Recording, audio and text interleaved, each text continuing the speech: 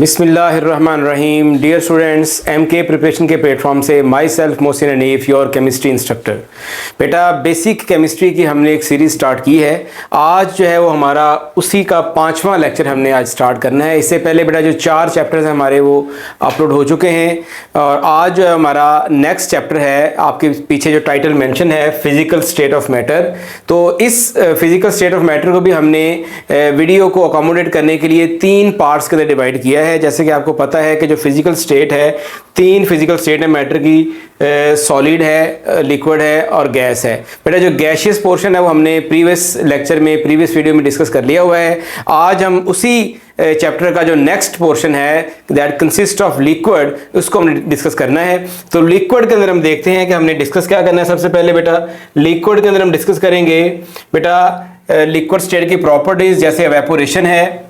इसके बाद बेटा वेपर प्रेशर है, इसको हम डिस्कस करेंगे क्या होता है। बॉइलिंग पॉइंट्स को डिस्कस करेंगे, फ्रीजिंग पॉइंट को डिस्कस करेंगे, डिफ्यूजन और डेंसिटी, यानी लिक्विड से जो एसोसिएटेड जो प्रॉपर्टीज़ हैं उनको हम आज की वीडियो में डिस्कस करेंगे।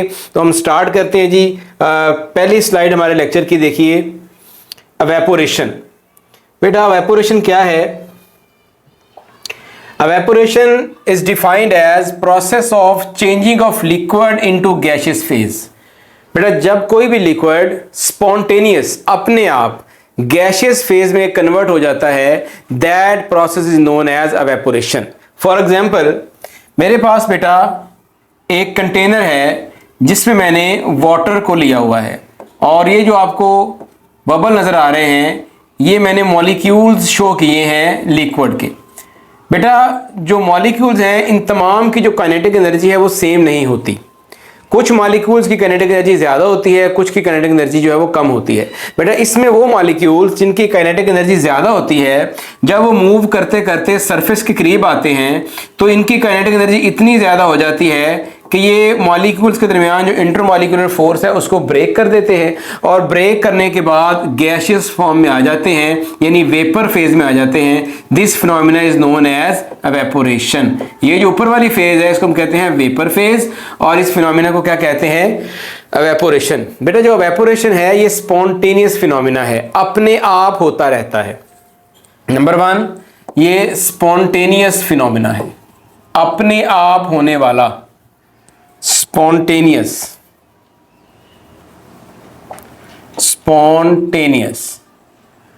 और बेटा दूसरी चीज कि जो एवेपोरेशन है ये कॉन्टिन्यूअस फिनोमिना है। कॉन्टिन्यूअस का मतलब ये है कि ये हर वक्त होता रहता है, कभी भी रुकता नहीं है। आप जो मर्जी टेम्परेचर कर दें, 0 कर दें, 25 कर दें, 50 कर दें, 70 कर दें, इवन के 0 टेम्परेचर अगर आप कर देंगे ना तो तब भी जो है वो आपकी एवेपोरेशन होती रहेगी। इसकी वजह ये है कि जो मॉलिक्यूल्स हैं उनकी मूवमेंट कभी भी सीज नहीं होती, रुकती नहीं है। तो अगर मॉलिक्यूल की मूवमेंट नहीं रुकती तो उनकी काइनेटिक एनर्जी भी सिफर नहीं हो सकती। अगर काइनेटिक एनर्जी सिफर नहीं है तो मॉलिक्यूल जो है उनके चांसेस रहेंगे लिक्विड से वेपर में कन्वर्ट होने के। हाँ, ये बात है कि अगर आप टेम्परेचर कम करते हैं तो एवेपोरेशन का फिनोमिना स्लो हो जाता है, अगर टेम्परेचर बढ़ाते हैं तो एवेपोरेशन फास्ट हो जाती है। लेकिन हर टेम्परेचर के ऊपर कंटिन्यूअसली एवेपोरेशन होती रहती है। फॉर एग्जांपल, हमारे पास ये वाटर के मॉलिक्यूल्स हैं इन अ लिक्विड फेज। बेटा जब ये गैसियस फेज में कन्वर्ट होते हैं तो ये 40.7 किलो जॉल पर मोल एनर्जी एब्जॉर्ब करते हैं। यानी अगर आपने 1 मोल वाटर को, 1 मोल वाटर जो है, 1 मोल जो वाटर है वो बराबर होता है बेटा 18 ग्राम के। तो अगर आपने 18 ग्राम वाटर को अगर आपने कन्वर्ट करना है इनटू इट्स वेपर्स तो जो टोटल एनर्जी रिक्वायर्ड होगी वो 40.7 किलो जॉल पर मोल एनर्जी रिक्वायर्ड होगी। तो इन दैट सेंस कि जो मॉलिक्यूल वेपर में कन्वर्ट हो रहे हैं वो एनर्जी को एब्जॉर्ब करके वेपर्स में कन्वर्ट होते हैं। और ये एनर्जी कहाँ से ली जाती है? That energy is taken from surrounding, अपने इन्वायरमेंट से इस एनर्जी को लिया जाता है। इसलिए हम कहते हैं कि जो आपका एवेपोरेशन है वो एंडोथर्मिक फिनोमिना है। That is an endothermic process. Endothermic process वो होता है जिसमें जो हीट जो है वो एब्जॉर्ब होती है, हीट जो है वो एब्जॉर्ब होती है। और आपके सामने देखिए जो डेल्टा एच की वैल्यू है, डेल्टा हीट ऑफ वेपर, ये पॉजिटिव है। जहां पर भी डेल्टा एच की वैल्यू पॉजिटिव आएगी बेटा तो हम वहां पर गैस कर लेंगे कि वहां पर हीट जो है ना एब्जॉर्ब हो रही है। सो यहाँ पर एक चीज ध्यान में रखिएगा कि जो एवेपोरेशन है वो एंडोथर्मिक प्रोसेस है। अब जब एंडोथर्मिक प्रोसेस होगा तो जो वाटर है वो अपने सराउंडिंग से हीट को एब्जॉर्ब करेगा। उसके नतीजे में सराउंडिंग में एनवायरनमेंट में टेम्परेचर कम हो जाएगा, क्योंकि वहां से हीट जो है वो वाटर में मूव कर गई है। तो जब टेम्परेचर कम हो जाएगा तो हम कहेंगे कि वहां पर एनवायरनमेंट में कूलिंग जनरेट हो गई है। तो ये जो वेपोरेशन है इट काजेज कूलिंग। आपने अक्सर देखा होगा कि पार्क्स वगैरह में फवारे लगे होते हैं, फाउंटेन्स लगे होते हैं, उनका मकसद यही होता है कि वेपोरेशन के प्रोसेस को फास्ट किया जाए और इसके नतीजे में कूलिंग जनरेट की जाए। इसी तरह जहां पर दरख्त ज्यादा होते हैं वहां पर भी कूलिंग ज्यादा होती है, क्योंकि दरख्त के जो पत्ते होते हैं उसमें से वाटर जो है वो वेपोरेट होता है, जिसको हम ट्रांसपेरेशन कहते हैं। तो उसके नतीजे में भी सराउंडिंग के अंदर जो है वो कूलिंग का फिनोमिना होता है, यानी सराउंडिंग आपका उसका टेम्परेचर डिक्रीज कर जाता है। तो यहां पर जो बॉटम लाइन है कॉन्सेप्ट की वो ये है कि जो एवेपोरेशन है वो कूलिंग को काज करती है। तो बेटा जो एवेपोरेशन है इसको फिर से एक दफा देख लेंगे। एवेपोरेशन क्या है? Spontaneous conversion of liquid phase into vapours, जिसमें लिक्विड वेपर में कन्वर्ट होता है वो कहलाता है एवेपोरेशन। एवेपोरेशन जो है वो एक स्पॉन्टेनियस अपने आप होने वाला फिनोमिना है, ठीक है। दूसरा एवेपोरेशन जो है वो कॉन्टिन्यूस फिनोमिना है, हर वक्त होता रहता है at every temperature. Third one ये एक एंडोथर्मिक फिनोमिना है, और जो एवेपोरेशन है बेटा वो कूलिंग काज करता है। नेक्स्ट स्लाइड पे आ जाइए। मैकेनिज्म ऑफ एवेपोरेशन, बेटा इसको मैं एक्सप्लेन कर चुका हूं पहले, दोबारा मैं बता देता हूं आपको कि असल में होता क्या है कि जो लिक्विड के मॉलिक्यूल्स होते हैं तमाम मॉलिक्यूल्स की एनर्जी सेम नहीं होती, कुछ की काइनेटिक एनर्जी ज्यादा होती है, कुछ की कम होती है बेटा। तो जिनकी काइनेटिक एनर्जी ज्यादा होती है वो सरफेस पर आ जाते हैं। जिस तरह ये देखें ये मॉलिक्यूल सरफेस पर आ गए हैं। अब इनकी काइनेटिक एनर्जी इतनी ज्यादा होती है कि ये जो आपस में इंटरमॉलिक्यूलर फोर्स होती है उसको ब्रेक कर जाते हैं, और ब्रेक करने के बाद वेपर फेज में यानी गैसियस फेज में आ जाते हैं। This phenomena is known as evaporation. Next slide पे आ जाए बेटा। फैक्टर अफेक्टिंग एवेपोरेशंस, कौन कौन से फैक्टर्स हैं जो एवेपोरेशन को अफेक्ट करते हैं? Dear students, there are 3 factors which affects the evaporation. First factor is surface area, पहला जो फैक्टर है वो सरफेस एरिया है, दूसरा फैक्टर टेम्परेचर है, और तीसरा फैक्टर जो है वो इंटरमोलेकुलर फोर्स है। पहले फैक्टर को जरा देखिए कि जो सरफेस एरिया है, सरफेस एरिया से क्या मुराद है कि पानी की या जिस लिक्विड की वेपोरेशन हो रही है उसके सरफेस का एरिया कितना है। जिस तरह ये देखें मेरे पास 2 कंटेनर है, एक कंटेनर ए है उसके अंदर मैंने लिक्विड लिया हुआ है, और दूसरा कंटेनर बी है मैंने इसमें भी लिक्विड लिया हुआ है।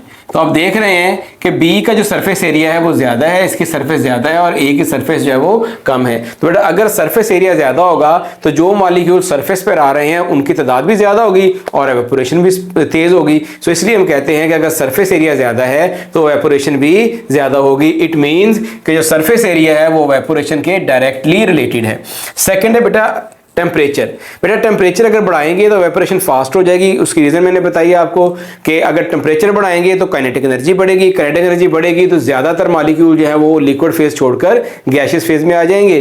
तो जो टेम्परेचर है that is directly related to evaporation. तीसरा है बेटा इंटरमॉलिक्यूलर फोर्स। मैंने आपको लास्ट में बताया था कि जो मॉलिक्यूल्स होते हैं जो सरफेस पर आते हैं वो अपने पीछे जो मॉलिक्यूल है उसके दरमियान जो इंटरमॉलिक्यूलर फोर्स है उसको ब्रेक करते हैं, और ब्रेक करके बेटा वेपर फेज में आ जाते हैं। अगर ये इंटरमॉलिक्यूलर फोर्स वीक होगी तो मॉलिक्यूल इजीली इस फोर्स को ब्रेक कर लेगा और वेपर फेज में आ जाएगा। अगर ये इंटरमॉलिक्यूलर फोर्स स्ट्रांग है तो वो उसको इजीली ब्रेक नहीं कर सकेगा और उसका वेपर फेज में आना मुश्किल है। यानी जो इंटरमॉलिक्यूलर फोर्स है बेटा that is inversely related to evaporation. अगर बेटा आपका इंटरमॉलिक्यूलर फोर्स पार्टिकल्स के दरमियान ये स्ट्रांग है तो फिर एवेपोरेशन कम होगी, और अगर इंटरमॉलिक्यूलर फोर्स वीक है तो एवेपोरेशन ज्यादा होगी। 2 एग्जांपल मैं यहां पर आपको देता हूं। नंबर 1 है वाटर H2O, नंबर 2 है पेट्रोल। दोनों में एवेपोरेशन किस केस में ज्यादा फास्ट होगी? अगर आप एक कंटेनर ले लें और कंटेनर में आप पहले वाटर को डालें और फिर दूसरा कंटेनर लेकर उसमें आप पेट्रोल को डाल दें तो आप देखेंगे कि थोड़ी देर बाद जो पेट्रोल है वो तेजी से एवेपोरेट हो जाएगा, जबकि वाटर जो है वो स्पीड से एवेपोरेट नहीं होगा। इसकी रीजन क्या है कि जो पेट्रोल के पार्टिकल्स हैं उनके दरमियान इंटरमॉलिक्यूलर फोर्स वीक होती है, और जो वाटर है उनके पार्टिकल्स के दरमियान जो हाइड्रोजन बॉन्डिंग है वो सबसे स्ट्रॉन्गेस्ट इंटरमॉलिक्यूलर फोर्स है। इस वजह से जो वाटर के मॉलिक्यूल हैं वो जल्दी एवेपोरेट नहीं करते, जबकि पेट्रोल के पार्टिकल जो जल्दी एवेपोरेट कर जाते हैं। नेक्स्ट है जी वेपर प्रेशर। वेपर प्रेशर क्या है जी? वेपर प्रेशर को अंडरस्टैंड करने के लिए हम जो है वो एक डायग्राम ड्रॉ करते हैं। सपोज हमारे पास एक क्लोज कंटेनर है we have a close container, close container जो ऊपर से बंद है, इसके अंदर हमने एक लिक्विड लिया हुआ है जिसके वेपर्स बन रहे हैं और वेपर्स बनने के बाद इस ओपन स्पेस में आ रहे हैं सरफेस के ऊपर। ये बेटा इसकी वेपर फेज है, वेपर फेज, और ये जो नीचे है ये इसकी लिक्विड फेज है, लिक्विड फेज। अब होता क्या है कि जब मॉलिक्यूल स्टार्ट में जो आपके लिक्विड के पार्टिकल्स हैं वो वेपर्स में कन्वर्ट होते हैं और उस फिनोमिना को नाम देते हैं हम एवेपोरेशन का। That is called evaporation, evaporation. थोड़ी देर के बाद क्या होता है कि जो पार्टिकल्स हैं वो वेपर के वो मूव करना शुरू कर देते हैं और मूव करने के दौरान वो दोबारा इस सरफेस से टकराने की कोशिश करते हैं। बेटा जब ये सरफेस से दोबारा टकराने की कोशिश करते हैं तो यहां पर दो पॉसिबिलिटीज हैं, या तो ये लिक्विड फेज उनको दोबारा कैप्चर कर लेगी और लिक्विड फेज में ले आएगी, या ये मॉलिक्यूल टकराकर वापस चला जाएगा। बेटा अगर ये मॉलिक्यूल दोबारा कैप्चर हो जाए यानी रीकैप्चर हो जाए, दोबारा लिक्विड फेज में चला जाए, तो इस फिनोमिना को नाम देते हैं कंडेंसेशन का। हम कहते हैं कि वेपर्स का दोबारा लिक्विड फेज में कन्वर्ट होना दैट इज कॉल्ड कंडेंसेशन, और लिक्विड का वेपर फेज में कन्वर्ट होना दैट इज कॉल्ड एवेपोरेशन। बेटा स्टार्ट में एवेपोरेशन का रेट फास्ट होता है और कंडेंसेशन का रेट जो है वो स्लो होता है। जैसे जैसे इस एम्प्टी स्पेसेस में वेपर की कंसंट्रेशन इंक्रीज करती है वैसे वैसे रेट ऑफ कंडेंसेशन भी बढ़ना शुरू हो जाता है। तो एक वक्त ऐसा आता है कि ये जब दोनों रेट हैं ये इक्वल हो जाते हैं, सेम रेट, यानी जितने मॉलिक्यूल एवेपोरेट हो रहे हैं उतने ही मॉलिक्यूल कंडेंस हो रहे हैं। इस स्टेट को कहते हैं डायनामिक इक्विलिब्रियम या एट इक्विलिब्रियम, यानी इक्विलिब्रियम कायम हो गया है। अब इस इक्विलिब्रियम पर वेपर के जो पार्टिकल्स हैं जो प्रेशर एक्सर्ट करते हैं on the surface of liquid या on the wall of container, उस प्रेशर को हम नाम देते हैं वेपर प्रेशर। तो डेफिनेशन क्या होगी इसकी? डेफिनेशन देखें, pressure exerted by vapours of liquid, ये वो प्रेशर है जो लिक्विड के वेपर एक्सर्ट करते हैं। कब एक्सर्ट करते हैं? When they are in equilibrium, जब डायनामिक इक्विलिब्रियम कायम हो जाता है एवेपोरेशन और कंडेंसेशन के दरमियान, with the liquid at a particular temperature that is called vapour pressure of liquid. यानी किसी खास टेम्परेचर पर जब वेपर अपने लिक्विड के साथ डायनेमिक इक्विलिब्रियम में आ जाते हैं तो उस कंडीशन में वेपर जो हैं जो प्रेशर एक्सर्ट करते हैं on the surface of liquid या कंटेनर ऑफ जो वॉल उसकी वॉल्स के साथ, तो वो प्रेशर क्या कहलाता है जी? वो प्रेशर कहलाता है वेपर प्रेशर। अब यहां पर एक बात याद रखिएगा कि जो वेपर प्रेशर है ये हमेशा जो मेजर किया जाता है इनटू क्लोज कंटेनर। अगर बेटा कंटेनर ओपन होगा ना तो फिर वेपर जो है वो बाहर निकलते जाएंगे तो दोबारा रिकंडेंसेशन होगी नहीं, तो इसलिए वेपर प्रेशर भी मेजर नहीं किया जा सकेगा क्योंकि डायनामिक इक्विलिब्रियम ही नहीं आएगा। डायनामिक इक्विलिब्रियम कब आएगा? जब ऊपर से आपका कंटेनर क्लोज होगा और मॉलिक्यूल के दोबारा रिकैप्चर या कंडेंस होने के चांसेस होंगे, तो तब डायनामिक इक्विलिब्रियम जो है कायम होगा और तब हम वेपर प्रेशर लेंगे। देखते हैं जी कौन से जो फैक्टर्स हैं वेपर प्रेशर को अफेक्ट करते हैं। 3 फैक्टर हैं जी।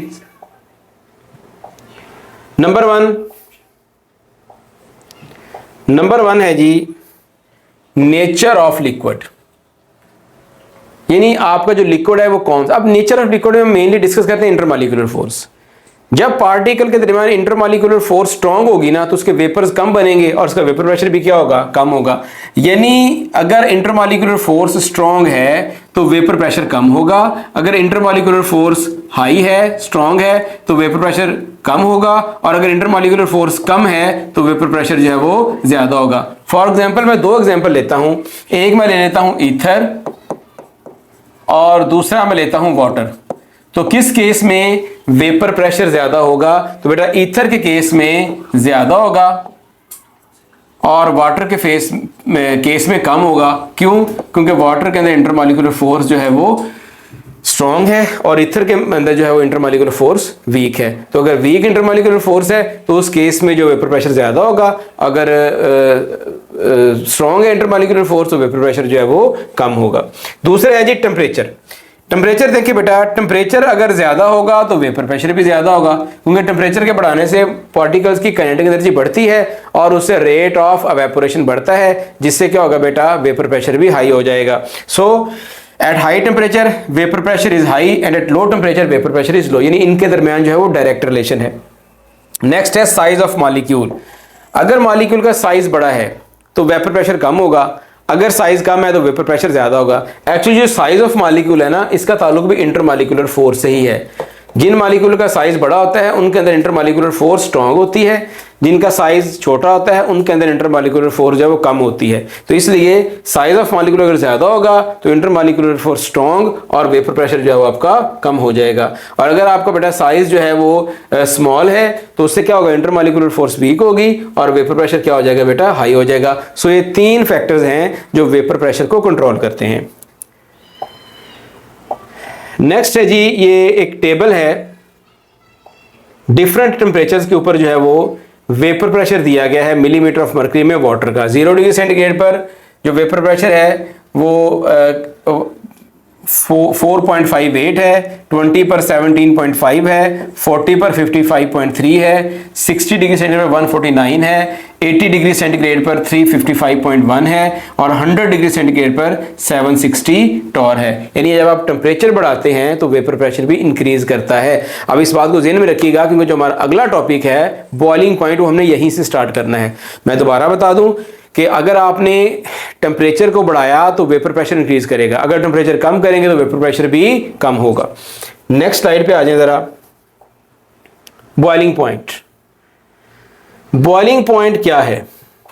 देखें, मैंने अभी बताया आपको कि बॉइलिंग पॉइंट जो वेपर प्रेशर है that is related with temperature.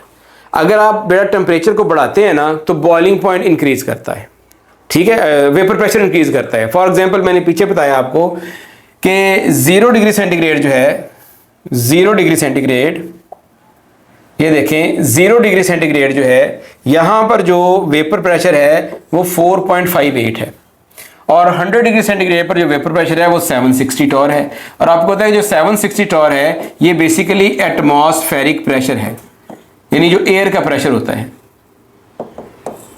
तो फिर बॉइलिंग पॉइंट क्या होगा कि ये वो टेम्परेचर है जहां पर किसी भी लिक्विड का वेपर प्रेशर उसके एटमॉस्फेरिक प्रेशर के बराबर हो जाता है। देखिए आपने टेम्परेचर बढ़ाया तो वेपर प्रेशर पे क्या इंपैक्ट हुआ, वो इंक्रीज करता गया, इंक्रीज करता करता जब वो 100 डिग्री सेल्सियस पर पहुंचा तो 100 डिग्री सेल्सियस पर पहुंचने से उसका जो वेपर प्रेशर है वो एटमॉस्फेरिक प्रेशर के बराबर हो गया। So that is called boiling point. अगली स्लाइड पे आ जाए, डेफिनेशन देखें बॉइलिंग पॉइंट क्या है। टेम्परेचर एट विच, ये वो टेम्परेचर है जहां पर वेपर प्रेशर किसी भी लिक्विड का वो बराबर हो जाता है एटमॉस्फेरिक प्रेशर पे। जिस तरह यहां पर देखिए 0 डिग्री सेंटीग्रेड है, आप टेम्परेचर बढ़ा रहे हैं तो वेपर प्रेशर इंक्रीज कर रहा है वाटर का, और करते करते करते करते ये 100 डिग्री सेल्सियस पर जाकर जो वेपर प्रेशर है वो कितना हो गया 760, जो कि क्या है एटमॉस्फेरिक प्रेशर। तो इस टेम्परेचर पर जो वेपर प्रेशर है वो किसके बराबर हो गया, एटमॉस्फेरिक प्रेशर के बराबर हो गया, इसलिए टेम्परेचर क्या कहलाता है, बॉइलिंग पॉइंट कहलाता है। बॉइलिंग पॉइंट जो है उसका कौन कौन से फैक्टर इफेक्ट करते हैं, नंबर 1 नेचर ऑफ लिक्विड और नंबर 2 जो है एक्सटर्नल प्रेशर। बेटा अगर intermolecular force, nature of liquid से मैं पहले मैं बता चुका हूं इंटरमॉलिक्यूलर फोर्स है, अगर इंटरमॉलिक्यूलर फोर्स ज्यादा होगी तो बॉइलिंग पॉइंट ज्यादा होगा क्योंकि उसको हमने इंटरमॉलिक्यूलर फोर्स को ब्रेक करने के लिए ज्यादा एनर्जी देनी पड़ेगी, तो बॉइलिंग पॉइंट क्या हो जाएगा, ज्यादा हो जाएगा।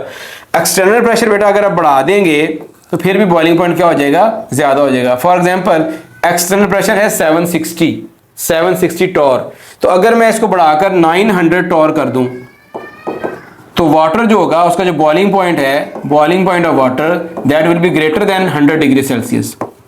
इसी तरह अगर मैं उसका एटमॉस्फेरिक प्रेशर कम कर दूं, जैसा कि माउंट एवरेस्ट है, माउंट एवरेस्ट, वहां पर जो वाटर का बॉइलिंग पॉइंट है वो 69 डिग्री सेल्सियस रह जाता है क्योंकि जो उसका एटमॉस्फेरिक प्रेशर है वो बहुत ज्यादा डिक्रीज कर जाता है। तो अगर आप एटमॉस्फेरिक प्रेशर कम करेंगे तो बॉइलिंग पॉइंट कम हो जाएगा, एटमॉस्फेरिक प्रेशर बढ़ा देंगे तो बॉइलिंग पॉइंट इंक्रीज कर जाएगा। तो बेटा इसका जो इम्पैक्ट है ना वो आपने देखा होगा जो घरों में प्रेशर कुकर यूज होते हैं, तो प्रेशर कुकर जो है that is an example of boiling point and external pressure. वो आप जब वेट रखते हैं उसके प्रेशर कुकर के ऊपर तो उससे एक्सटर्नल प्रेशर इंक्रीज कर जाता है।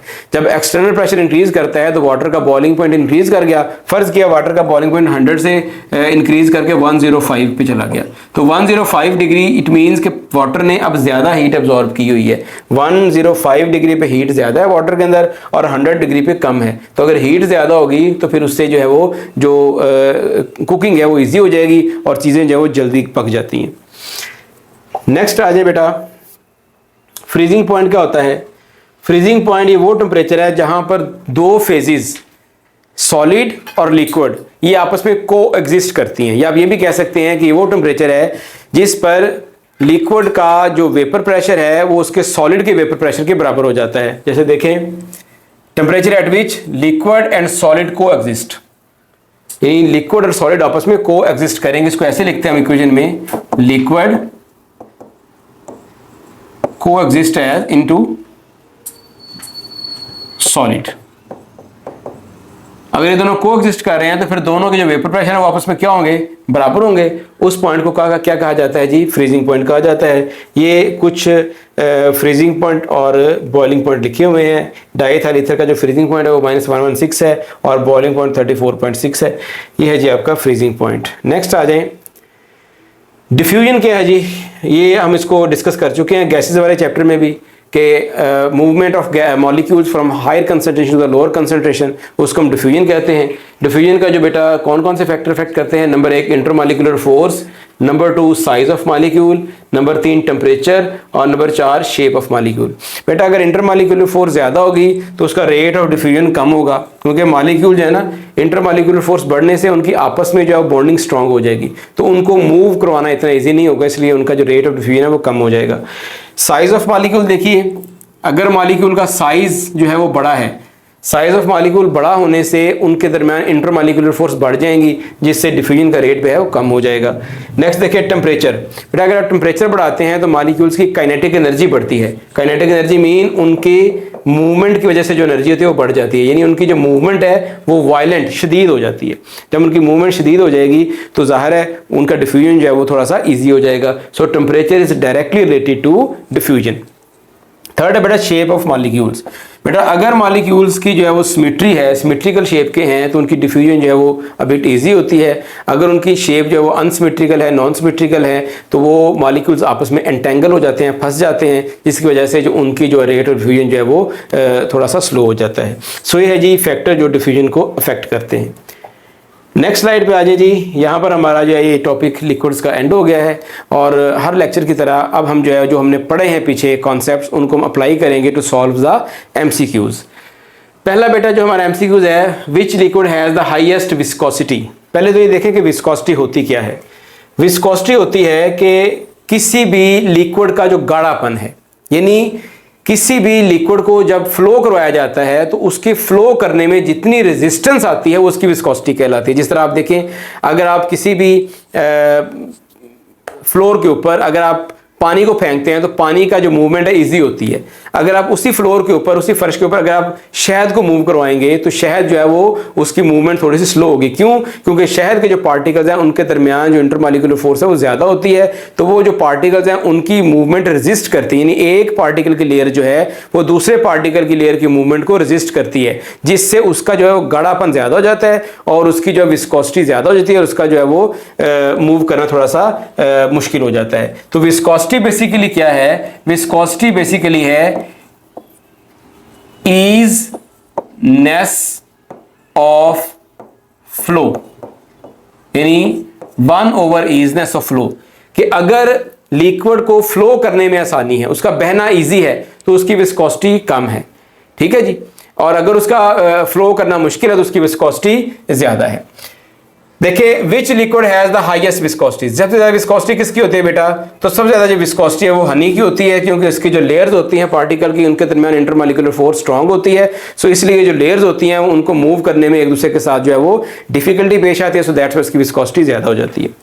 नेक्स्ट बेटा देखें, विच liquid has the highest boiling point, highest boiling point किसका होगा, जिसके अंदर इंटरमॉलिक्यूलर फोर्स सबसे स्ट्रांग होगी। तो इंटरमॉलिक्यूलर फोर्स जो सबसे स्ट्रांग है बेटा, वैसे तो इंटरमॉलिक्यूलर फोर्स सबसे स्ट्रांग HF में होती है क्योंकि फ्लोरीन की इलेक्ट्रोनेगेटिविटी सबसे ज्यादा है, लेकिन हम प्रीवियसली डिस्कस कर चुके हैं कि वाटर में जो इंटरमॉलिक्यूलर फोर्स है वो ज्यादा होती है क्योंकि इसके अंदर जो है वो 2 हाइड्रोजन बॉन्ड बनते हैं पर मॉलिक्यूल। तो इसलिए वाटर जो है it has the highest boiling point that is 100 degree Celsius, जबकि HF में कितना होता है 69 डिग्री सेल्सियस। तो इसका राइट ऑप्शन जो होगा that is water, alpha. Next देखें, which of the following factor does not affect the vapour pressure, कौन सा जो फैक्टर है वो वेपर प्रेशर को अफेक्ट नहीं करता। तो बेटा इसमें nature of liquid, IMF, intermolecular force और टेम्परेचर तीनों करते हैं, जो सरफेस एरिया है वो इफेक्ट नहीं करता क्योंकि सरफेस एरिया के बढ़ाने से अगर रेट ऑफ इवेपोरेशन बढ़ता है तो उससे बढ़ाने से रेट ऑफ कंडेंसेशन भी बढ़ता है, ठीक है। तो दोनों जो कि बराबर हो जाते हैं इसलिए उसका इंपैक्ट वेपर प्रेशर पर नहीं होता। So right option is delta.